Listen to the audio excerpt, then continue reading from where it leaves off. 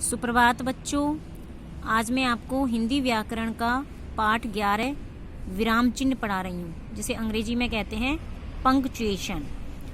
तो विराम चिन्ह यानी हम अपनी बात को कहने के लिए बीच बीच में रुकते हैं और लिखते समय इसको दिखाने के लिए हम कुछ चिन्हों का प्रयोग करते हैं। इन चिन्हों को ही हम क्या कहते हैं? विराम चिन्ह। तो पाठ शुरू करते हैं। विराम का अर्थ होता है रुकना। विराम का अर्थ क्या होता है? रुकना। कोई भी भाषा बोलते समय अपनी बात को स्पष्ट करने के लिए हम बीच बीच में रुकते हैं। लिखते समय इसे दर्शाने के लिए हम कुछ चिन्हों का प्रयोग करते हैं। इन चिन्हों को विराम चिन्ह कहते हैं। यानी हम कोई भी भाषा बोलें, अपनी बात को स्पष्ट करने के लिए हम बीच बीच में रुकते हैं और लिखते समय इस चीज़ को दिखाने के लिए इन चिन्हों का प्रयोग करते हैं और इन्हीं चिन्हों को हम क्या कहते हैं? विराम चिन्ह कहते हैं। तो कुछ प्रमुख विराम चिन्ह निम्नलिखित हैं। जैसे नंबर 1 है पूर्ण विराम। पूर्ण विराम में ये जो डंडा लगा रहता है इसको हम कहते हैं पूर्ण विराम। वाक्य की समाप्ति पर लगाया जाता है, जैसे कि बाग में फूल खिले हैं। यानी जब वाक्य समाप्त हो जाता है तब हम इस चिन्ह का प्रयोग करते हैं। ये होता है पूर्ण विराम।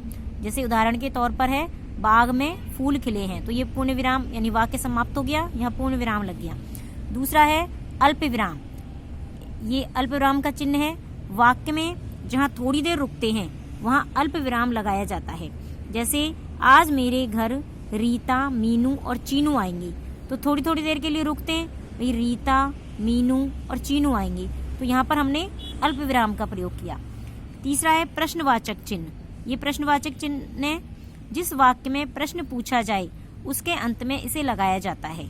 जैसे तुम क्या कर रहे हो, क्या खा रहे हो, कहाँ जा रहे हो। ये वाक्य जहाँ पर प्रश्न पूछा जाता है वहाँ इस चिन्ह का प्रयोग किया जाता है। फोर्थ है विस्मयादिबोधक। विस्मयादिबोधक का ये चिन्ह है।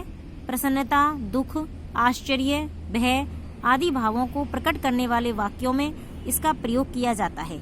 जैसे अरे तुम भी आ गए, यानी जहाँ पर आश्चर्य प्रकट हो रहा हो, दुख प्रकट हो रहा हो, प्रसन्नता प्रकट हो रही हो, भय प्रकट हो रहा हो, वहाँ पर इस चिन्ह का प्रयोग किया जाता है। इस चिन्ह को विस्मयादिबोधक चिन्ह कहते हैं। तो बच्चों, ये पाठ समझ में आ गया होगा कि विराम चिन्हों का किस तरह से प्रयोग किया जाना चाहिए।